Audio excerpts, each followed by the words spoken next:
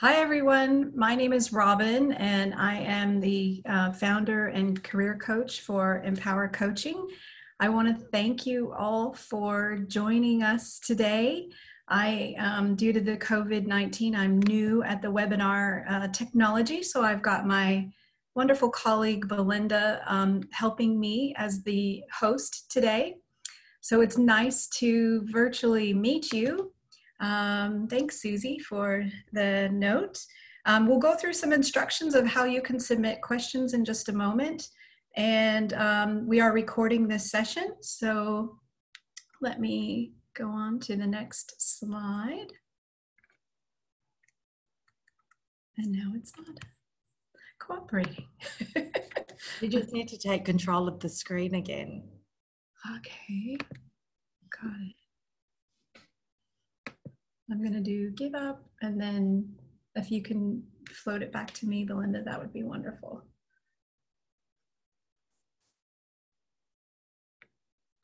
Wonderful. Okay.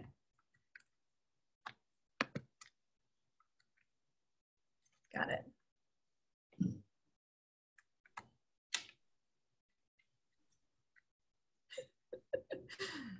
Technology. Yeah, perfect. Okay, so just want to go back up.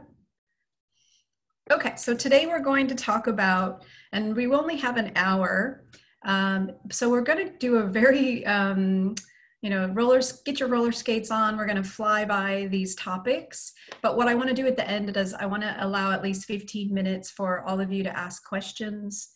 And really what I'm focusing on today is not all the stuff there is a lot of information available on the internet, but what I'm using with my own clients that's getting them jobs, I'm going to share with you those niche techniques and tips that are differentiators for when you're competing with a lot of other applicants for a variety number of jobs. So one of the things that you can do in this session is you should know that I can't see you. So if you're in your pajamas, good for you. Your sound will be muted, so you won't, even at the Q&A part, you won't be able to tell me your questions. You'll just be writing them, and Belinda will help me facilitate when there are questions. You can submit them at any time. All you do on your screen is click on Q&A, and you can submit those questions, so we'll try to watch for those. If we don't get to it during the section that we're covering, then we definitely will try to cover it at the end. For those people that are watching, possibly they couldn't attend at this exact hour, and that's okay. So we're recording it and we'll provide a playback to you. It usually takes a couple of days. Just went back to the cover screen. So what happened, Belinda? There we go. So, okay. And then I will also share the content of these presentations. So sometimes you catch me in the conferences and workshops taking photos of the slides. You don't need to do that. I will send everything to you. And also I'll refer to some stuff. It's just too much and overwhelming to give you in this presentation. So I'll always offer that you can send me an email or go onto my website to get some of this content for yourself. With that, let's get started on the 5 essential things that we need to land a job. So in COVID-19 and before that, everyone submits, every person that's posting a job, they get 200 applications. The one way that you can differentiate yourself, and I just saw an article in the news on this last night from a career expert that said you need to write a bit more in human voice and not business language. And what that means is you need to describe yourself as if you were talking to someone, not in all of the terminology that you would write with. And particularly in your cover letters, you can use that more human voice. You know, I've just moved to Australia, or I've been here for 5 years. I've been on a break. And I am really excited to get into this industry. I've studied for the last 3 years in this topic. So it's just those types of things that you can write in your cover letter. In your resume, it's in that first like objective statement that you would put some human voice qualities, and we'll go into that later today in the strength section, but really providing evidence of how you use those strengths. And that helps support that human voice. And I'll give you examples of those, what I'm referring to.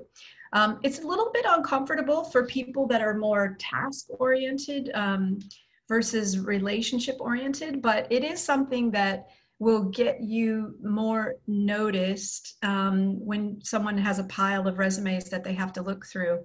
Now, there's a couple of other things that I'm going to talk about that are differentiators for resumes as well. Oh, sorry, this is an example of what we would call the zombie speak. So these two paragraphs or sentences say the same thing.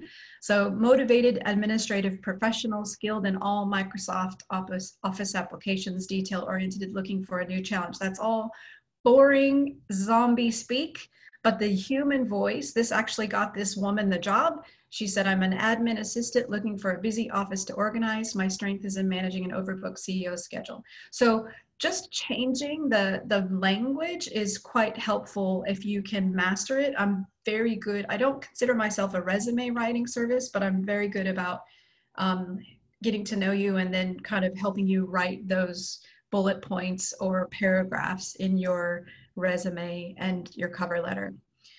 So then moving on, Belinda, can you share the old resume that I wanted to share with everyone? And we've converted, for this client, I've converted it to a new format of resume, but the old resume is a huge difference to the new resume. And so the person that I'm putting forward for you, Julie, very capable project manager, had heaps of experience.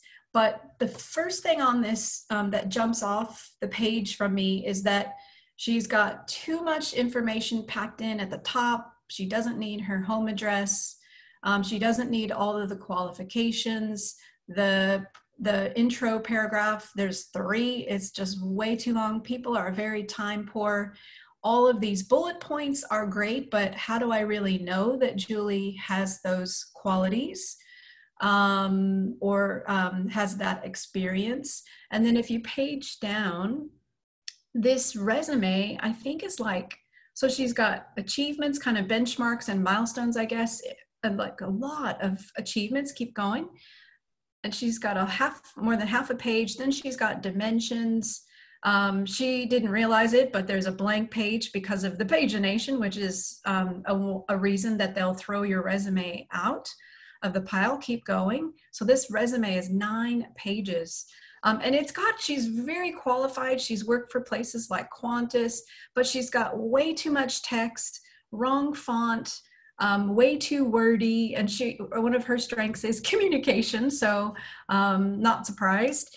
Keep going, Belinda, and just show the people in the audience how long, like each job is like a whole page. That should not be the case. Each job should be like no more than half a page, and very succinctly spend more time on the achievements than you do on the duties, because most people know what the duties are of any of the job titles. So keep going. Yep. So she's given a background of the company, which is okay, but it needs to be shorter. She's got a whole lot of achievements. Keep going till the end. So she's got this really fat resume, and she's got great credentials in education. She's provided referees right up front. So there's a lot of no-nos in this resume. And what we did was we converted it to a new format. And I'll show you the difference. And then, so it looks nice, like her resume looks great, but people might throw it out for a variety of reasons. They don't have time to go through 9 pages. The font is hard to read. They're not sure if she meets the requirements of the new role. So if we take a look at the new resume,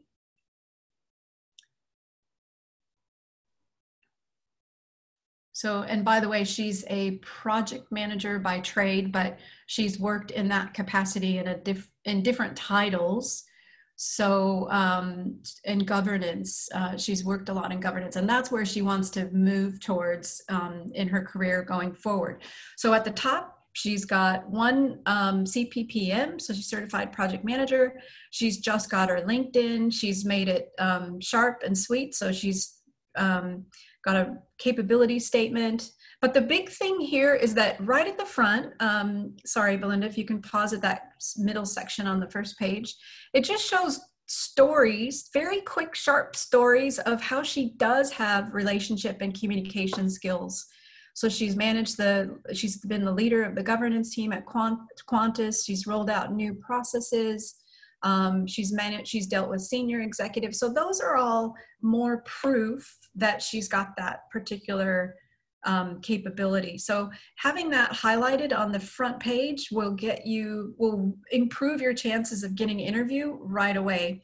The other thing, depending on how much career history you have, it's quite impressive to a recruiter or employer that you've kind of given them a very quick snapshot of all the jobs you've had before they have to go into the detail. And if they do like what they see in the summary table, they'll drill down to look at the detail. So now as we go through Julie's history, she's got a bit better balance of the responsibilities, and then she goes into achievements at each job, and she's got numbers in some cases of some of the achievements that she's made. And if you notice, it's just little simple things, like she's got the one headings in gold, the other headings are in blue. It's just a little bit nicer on the eye. She's changed the font to Calibri, I think. Keep going, Belinda. And she's given just a short, sharp, sweet of each job that she's done. She's kept the resume to 4 pages. And at the very bottom, she's listed her education and her credentials. And she has not listed her referees, because that's something that the person needs to decide after they have the interview. They think, yep, I would want to work here. They'll call you to ask for your referees. That's always a positive sign, but it's always good for you to control that so that you can call those people and say, hey, you're going to get a phone call. Much better relationship management if you can give them a heads up and what job you applied for.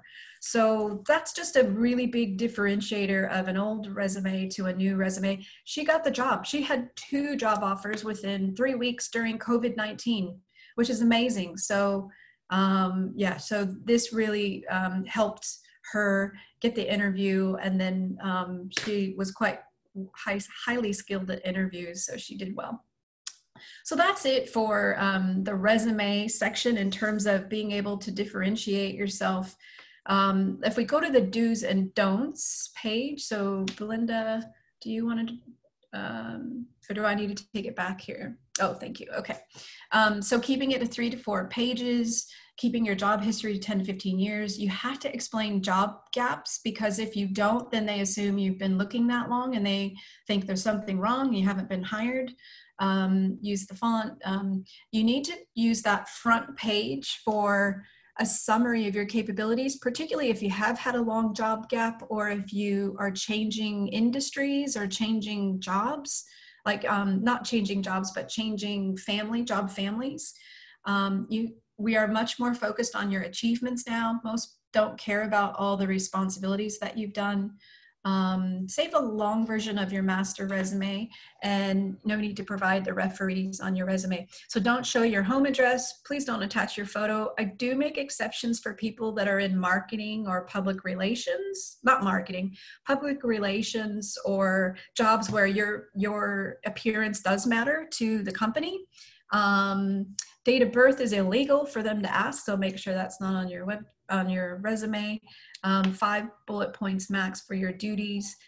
People don't seem impressed by all the education, so unfortunately, it doesn't have to be at the top of your resume unless you have no work experience. Then it's relevant at the top of your resume. Don't show any salary, religion, and I think that's about it. So I'm just looking, are there any Q&A questions on resumes? I don't see any, but still feel free to submit them and we'll address them at the end. You won't have to present yourself to ask those questions. We'll just take them in writing. Okay, so on to the next section. And that is, let me just take it back from Belinda, my lovely esteemed colleague. Okay, so I should be able to page down now. think there's a delay. Okay, so now we're going to talk about interviews. And I know, like, literally, I've only had one person in the last 5 years who has said, I love job interviews. Like, no one loves it. You're in the fishbowl, you're under scrutiny. And so the first question that interviewers will ask, and it really is your chance to shine, is to tell me about yourself. And particularly if you're not from Australia, you won't know that this isn't the time for you to summarize your resume. It's a time for you to say, you know, I moved here, I've got 3 children, we've all immigrated to Australia. We don't have any family, but we love it here. You can say, you know, I've really had a great time studying in Australia, or, you know, studying overseas. You just give them a bit of a flavor of who you are. I like to do, you know, rugby in my free time. I had an Italian woman who, in her kind of tell me about yourself speech, said, I'm Italian, but I don't love cheese. She talked about, you know, she liked the big family. She liked organizing things. So really, it is a bit of a personal story about you and who you are and what you're passionate about, because that gives them more to remember you by, especially if they're interviewing multiple candidates. But it also tells them that you're able to relate to people, and you're able to tell a bit about yourself.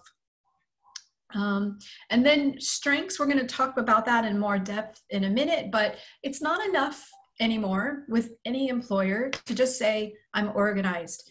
You need to say that strength and give examples of how you do it. So I arrange family gatherings and events for up to 50 people.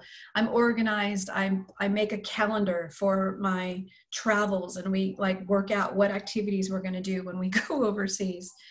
So really getting better at just not only listing your strengths, but listing examples of how you use those strengths, both on your resume in a work setting, but in interview, you could also use a personal setting for some of these qualities. And there's a profiling tool that you can take that can help you get in touch with what those top strengths are. And I'll talk about that in a minute. The next thing is to prepare your STAR stories, and I'll go into more detail on what STAR means.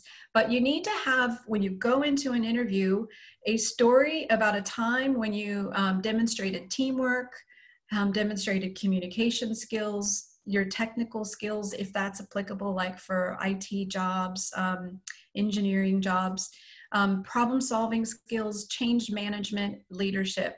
And these are behavioral questions that a lot of interviews are based on nowadays. So the behavioral question might say, describe a time you felt you dealt with a difficult person, or give me an example of when you have helped bring the team together. You have to pull a real life story, and you need to be able to say that in an organized way. And I will give you a format, a structure to follow for telling that story. But you do have to have some behavioral stories. And you can't just say, generally, I'm always, you know, the person that goes around and checks on everybody and says good morning and notices when somebody's in a bad. Now, you've got to tell a real life story of one person. You don't have to name who they are, but you have to be very specific in responding to these questions. And then the last thing that people really underestimate the power is you can turn around a bad interview if you've prepared some really thoughtful questions. And the one that I teach my clients to ask, I'm like, if you're brave, ask this question at the very end. Do you have any misgivings, hesitations, reservations about me doing this role? They will tell you straight up, well, you don't have as much experience as the other candidates. However, like, they'll put it in a nice way, but it's so good when in Australia, you don't generally hear feedback after the interview unless you get the next interview. Like, people are not good about getting back to the candidates and giving them feedback. There's other great questions you can ask too. I've got a whole interview guide. I'm happy to email that to all of you. It's 9 pages, so it's very long. I can't go through it all. But there's other questions like, well, what do you think are the top 3 challenges of this new job? Or how do you like working at the company? They're really deeper, more intelligent questions, and you'll impress the interviewer by asking these questions. Okay, so moving on from here, let's talk about, I have to click on the screen, I think, to get it to move. Practice your STAR stories. Okay, so this is the STAR structure. So in telling a story, you could even use this for telling a joke. You set up the situation, where you were working, what was your role, you were new to the company, what was the task, so on your second day. So the whole behavioral question that prompted this story is, tell me about a time when you worked with someone you didn't like. And everybody has worked with someone we didn't like. If we say that never happened, not believable. So in this case, I worked with my daughter. She gave a story that, on her second day, she was asked to fill orders. She hadn't done that before. She asked one of the older ladies that worked at the cafe question, and the lady barked at her and made her feel really dumb. So she found another person that offered to help, and she did make the sandwich or the food order that day, but then from there on out, she learned that she should minimize interactions with the grumpy lady, and she recognized that it wasn't just her. She was very impatient with all the young teens that were working at this cafe at that time. So she kind of recapped the story on what was the result. Not a big, great story, but it gives self-awareness to the interviewer that she worked well, even though she had a difficult person that she had to interact with. And what she didn't say, which I coached her not to say, is she chose her schedule so that it didn't work with that grumpy lady. So she always chose the days that that other woman wasn't scheduled. If she had that flexibility because she was a good employee, good for her. So that's just it, demonstrating the STAR, the setting up the situation, the task, the action, and the result. This whole story should not take more than 2 minutes. If you go longer than 2 minutes, people are going to you'll watch their body language. They'll start to get bored. They'll be looking around. They'll be looking at each other, looking at their watch. You need to wrap it up and be more succinct and more sharp to the point. So maybe cut out some of the frivolous detail it's not as important for the story. But write those stories down, bring them to the interview. Nobody gets awarded negative points for not bringing preparation to your interview. It's a good practice.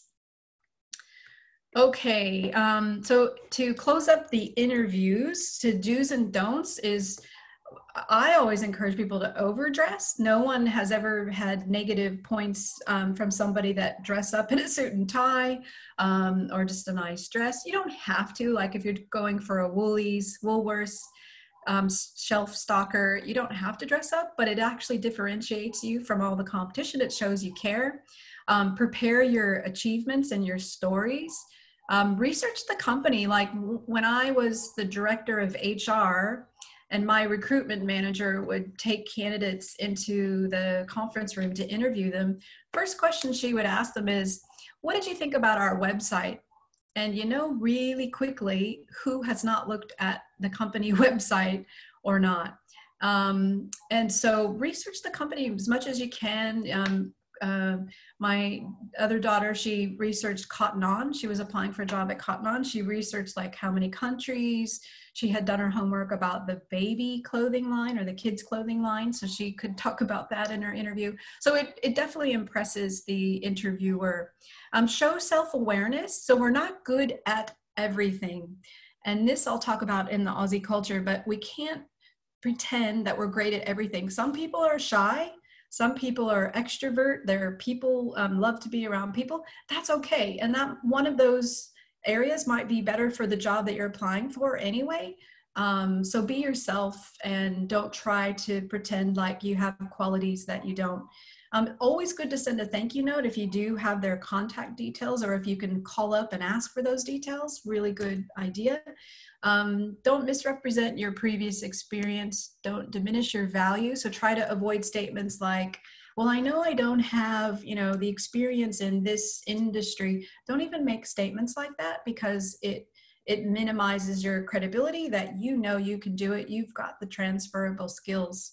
Bring good questions, do the star. There's another thing that I teach people, particularly women that are nervous before the interview. If you can do this like a few minutes before you go to the reception, is go into the bathroom, close the stall door, and do the power pose. Stand and do this for like 30 seconds, and it starts to help your brain chemistry, maybe even some breathing exercises. This is what the athletes do when they run across the finish line in Olympics. So there's TED Talks on this, and it helps your nervousness when you go in and do that pose.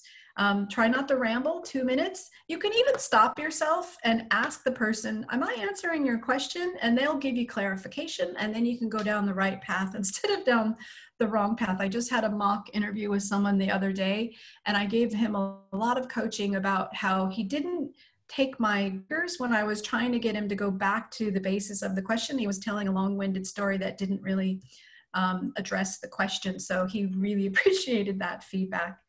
And then don't be afraid to say it just once. I'm sorry, I'm nervous. So if I told all of you today, I am really nervous, this is my first webinar, your response would probably be, oh, okay, well, we'll go easy on Robin. So, this is a good question I just got popped up, so thank you. So how do you approach an interview if it's an interview panel, like 3 or more people? Great question. So I've had these stories of people, you have to try to maintain eye contact with each of the 3 persons. Even though one person may be dominating or asking all the questions, you've got to still cater to all of your audience.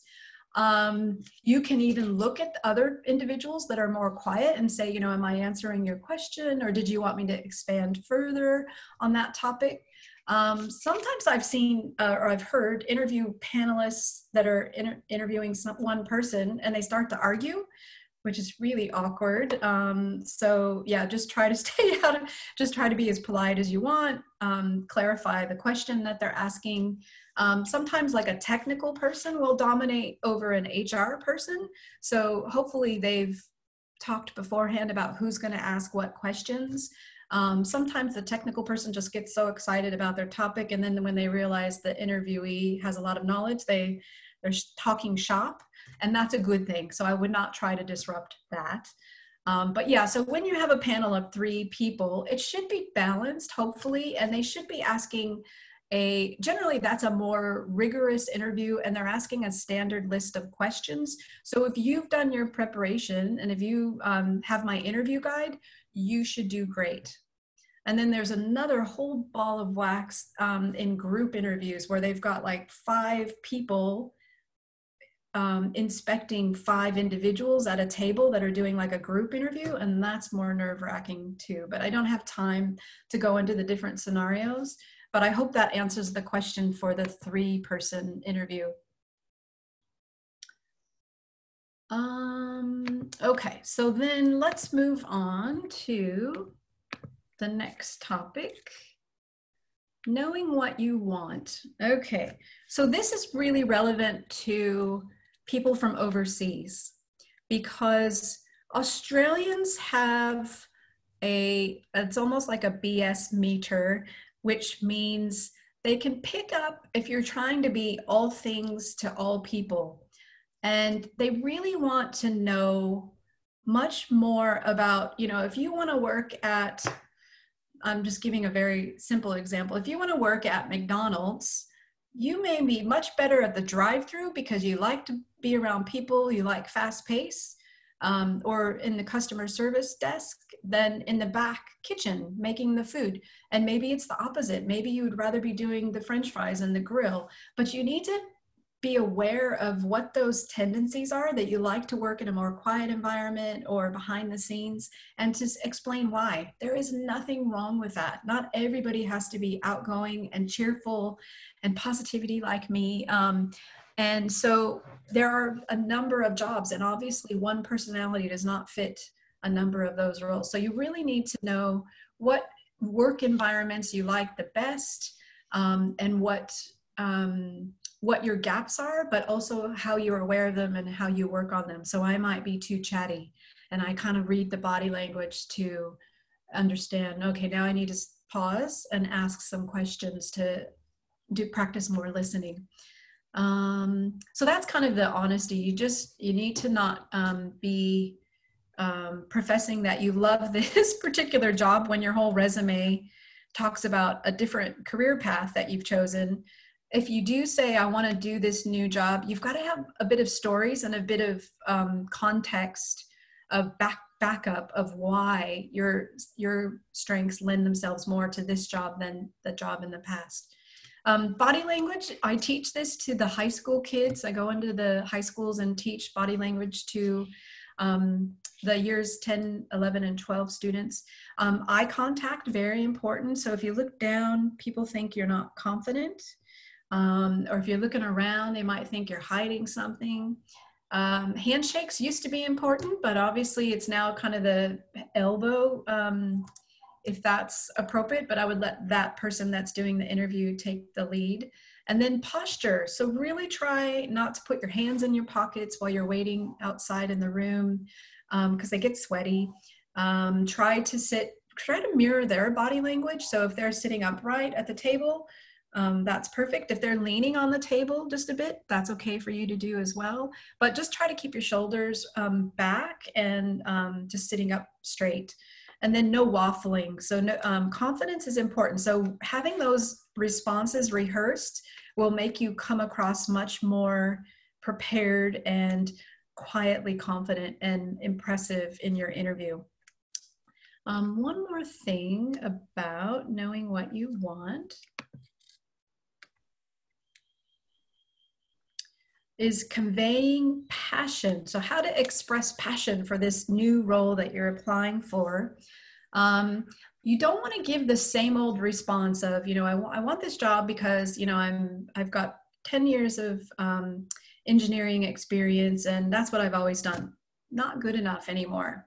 You want to convey a little bit different response to that question that, I've always loved engineering. I've always loved taking things apart.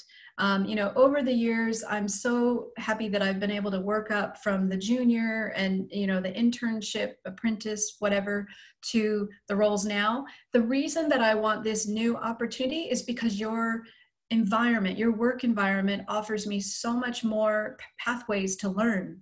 It offers me more higher caliber of people that I can work with. So it's really trying to find more deeper reasons why you're attracted to this company, to this particular job, not just the same old, well, my qualities match that job, not enough. So you really need to think about a better response about why they should hire you. And the reason why is they don't want to take a risk if they're in any doubt that you're not committed to the job. So if they see that you've got 2 different skill sets and jobs in your career history, and you kind of sound like, yeah, well, this is okay. I really need the money. But they're thinking, well, if you got the job offer for the other role that you probably have more passion for, they don't want to train you, spend time you learning the new role, and then you leave after 6 months because it's very expensive to bring on new employees. So they really want to make sure that you're committed and that this is the best fit for you. They realize that if you're happier in the job, you're going to stay longer and you're going to tell people about it. So that's really what employers want in Australia. Okay, no other questions? It's a quiet group. You feel free to submit more questions and you can submit them anonymously. That's not a problem. Okay, so let's move on to knowing your strengths. So this is it's actually a very affordable profiling tool. And this year, I've heard more stories from my clients that are taking their online survey that they completed, they're printing it out, it's only like 5 pages, and bringing it to their job interview. And the employers are really impressed because it's another way of giving proof to, sorry, Belinda, the screen's Sorry. flipping. Oh, that's okay. Okay, going back to the strengths, thank you. So I know my top 10 strengths. I've paid a larger fee. So it's like $35 for all of you to go online and take this strength survey. And it helps you with stories for your interview. It helps you put a bit more human voice in that summary paragraph on your resume. It helps you describe yourself better on LinkedIn if you do have a need for a LinkedIn profile. So just, it helps give you real life terminology for those strengths that you didn't realize you had, but you use them every day. So for me, I've got relator, which means I'm good with people. So an example of that is I check in with job seekers all the time, like, how's it going? Good luck on your interview today. Positivity, good morning to everyone that I see. Even if I'm walking in the park, I'm walking the doggies in the park, I greet everybody, good morning, good day. Arranger, I organize travel plans. Like, my mom laughed at me because I had a calendar of, this is the day the bus takes us to the Blue Mountains and we can go see the kangaroos, or this day we're going to go to the Opera House. So I had that all mapped out when she came to visit. Responsibility, so I'm volunteering for another organization and they're asking me to deliver a webinar for them as well. So that's trust. That means they know that I'm dependable. I've been helping some of their clients in getting the right credentials and getting the readiness for job seekers. And then woo, which is winning others over. I love meeting new people. I'm in the right job. I'm in the right business, because as a career coach, I get to meet new people all the time. So that's me knowing my strengths. I can very quickly rattle off 5 examples for each of my strengths, and that gives people more confidence that you really have those qualities. So just a little bit more about strengths. So I'll go to the next page. So Belinda, if you can page down. So this is the tool that I use that's online. There are 34 strengths in all. Some of them are quite intuitive in the terms that they use, but others are not as intuitive to you. So for example, context in the strategic thinking family, it's all about history lovers. And there are also people that love to ask the why. Why are we doing this? What's in it for me? What's the outcome? So they're really inquisitive, I guess, and they want to know, like going into a museum, they want to know the artist's history. So I encourage you to take that strengths survey. If you can page down again, Belinda. I've put up a link here, and I can send this information out in the playback for the webinar, but this is just an example of my daughter retook the survey a few months ago, and her top 5 strengths were individualization, discipline, developer, empathy, futuristic, which are really cool because she's studying to be a nurse. So all of these strengths are actually beautiful for being a nurse in a healthcare environment. Okay, so let's move on from strengths so that we can give some time for people to ask questions. Okay, so I don't know if a lot of people have heard the iceberg analogy, but when you think about a lot of jobs that are discovered today are through the underground network, if you will, and that is the bottom layer that you can't see in the iceberg. 20 to 30% of jobs are advertised on Seek, on LinkedIn, on Indeed. But there's a whole much more majority of jobs that are found through people knowing, oh, I used to work with Belinda years ago. She would be great for this role that's come up at my company. And so it's so much more important nowadays that you be out there talking to people about what you're looking for and really know clearly what you're looking for, so that they automatically in their brain go, I wonder who I know that might be a good contact, and take advantage of those contacts. So have a coffee with a person, ask them for advice. You don't ask them for a job, and they'll always be willing to give you, some areas that you might need to study. So when I wanted to be a career coach, I met with 5 different career coaches at different companies, and they all gave me really good advice. Some I didn't take, but having that network opportunity introduced me to other opportunities down the track. So for example, I now have another role that's not on my website, and it's on my LinkedIn, that I teach high school workshops for a different company called Turning Point Consulting, and that was through networking. So it's really important, not when you're job searching, not just to depend on a couple hours a day looking at Seek or whatever online job advertisement sites, because you need to have another strategy where you're getting out and finding people that might be in that associated with that company or that industry that can give you advice. And lots of people have landed. So, and I listed the 15 jobs I've had over my lifetime. 11 of them were through networking. I realized, like, I worked at a company and then I was tapped on the shoulder to do something else, or through, you know, a friend, they told me about an opportunity. So it's really important to take advantage of the contacts that you have or that you soon should have. Okay, just going down. So we need to also be aware that people, I know a lot of HR recruiters that will, when they get your application, they kind of like you, they think, yep, this person might be worthwhile. They'll take a squiz at your Facebook profile to see, is there anything inappropriate? Like, are you a party animal? Are you, you know, posting these big political messages? They might, yeah, so they do this nowadays. They definitely looked at the LinkedIn profile. They want to see your photo. If you don't have a photo on LinkedIn, but you have a profile, they think you're hiding something. So you need to be aware of these different recruitment channels that they use in selection of candidates for interviews. Instagram is more prevalent with the younger, the millennials and all the 20-year-olds.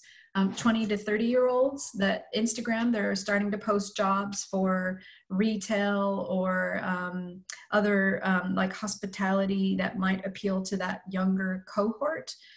So that's sometimes a place, like if you are looking to be employed by a particular company, I would be following them on Instagram so that you can be aware of stuff that comes through. So yeah, so there's all kinds of different platforms. I've got a slide at the end here that also gives you a few different places to search for jobs. And, but just be aware that there are different uses for, but they all are applicable. Okay, and then let's go to, this is the list of sites. And this is a new one, the Work 180, sorry, I went ahead. The work180.com.au. I loved this website because it had some big name employers that are ethical. And they, for example, they believe in diversity, or they believe in reducing the environmental footprint. And so I think this website is growing, and it contains companies that are advertising really cool jobs. When I looked through this site, ethical jobs are a lot of not-for-profits, charity organizations. Jora, I don't come across that one as much, but certainly I found a lot of government jobs when I did a search for that this week. Seek is good, and they've really lifted their game because they give you the salary range of the jobs that are posted, which is quite nice.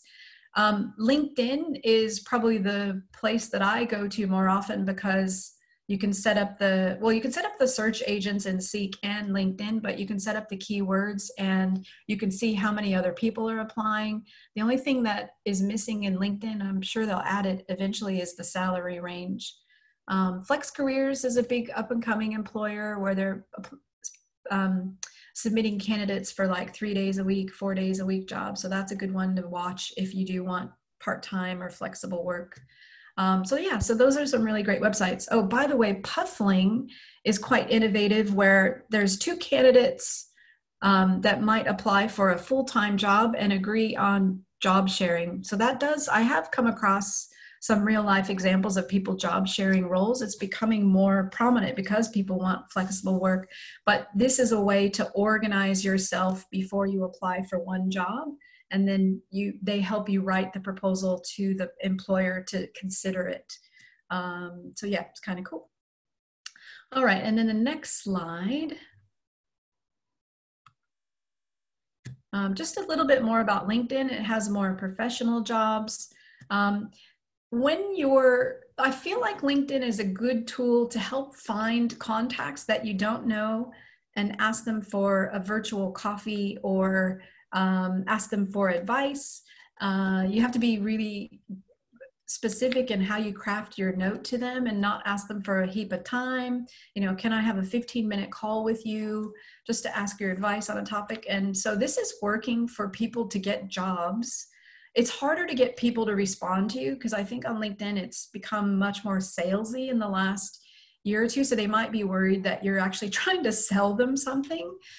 If you know someone else that they know and you can drop that name in your message, it gives you much better weight in them paying attention to you. So, but try to use LinkedIn, creating a profile if you are looking for any type of office job. And then there's all kinds of educational materials, resume tips. I always look at the LinkedIn articles to make sure that I'm still current on the advice that I'm giving, LinkedIn profile tips, interview tips, cover letter tips, where to find the jobs. So I don't know if any of you followed me on LinkedIn, but I posted a list of like 30 companies in this COVID crisis that are still hiring. And what's cool about this list is the companies are going in and updating it. Like now we have 2 jobs or now we have 5 jobs. So they've been keeping it live. And so I thought that was really helpful to discover that in LinkedIn as well. Actually, Belinda discovered that for me, so thank you. Okay, and then the next page, we're almost done. I think it just takes a while, doesn't it, to page down? See, these are some TED Talks, and again, I'll send you the content on this, but they're really great TED Talks, particularly if you have low confidence. You should watch The Power of Vulnerability. Body language, if you want more detail on that star pose, this is the psychologist that talks about that. Female leadership, Sheryl Sandberg talks about that. People that have been on maternity leave, Carol Fishman does a great talk about that.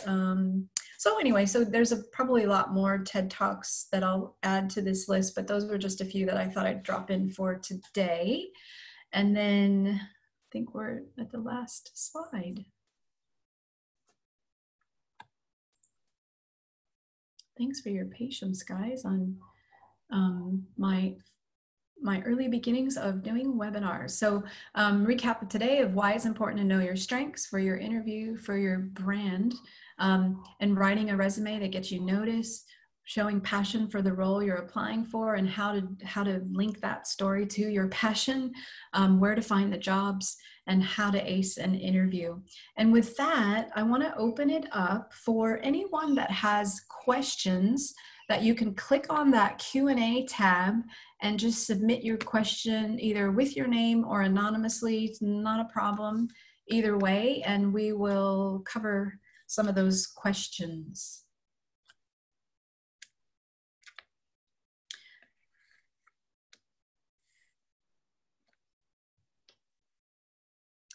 Okay, so this is a great question. Should I volunteer while looking for work? Yes, yes, yes.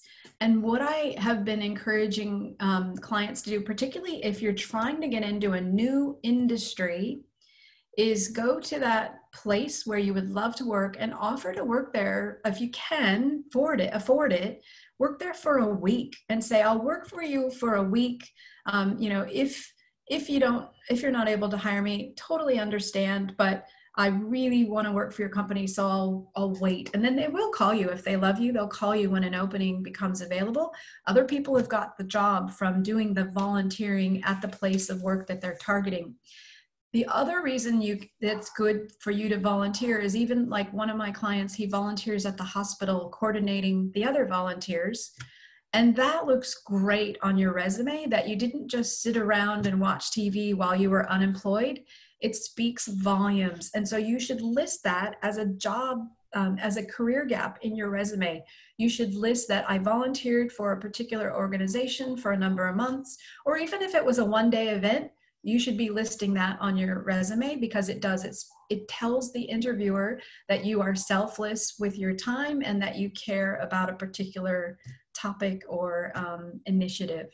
So great question. And yes, you should volunteer while you're job seeking.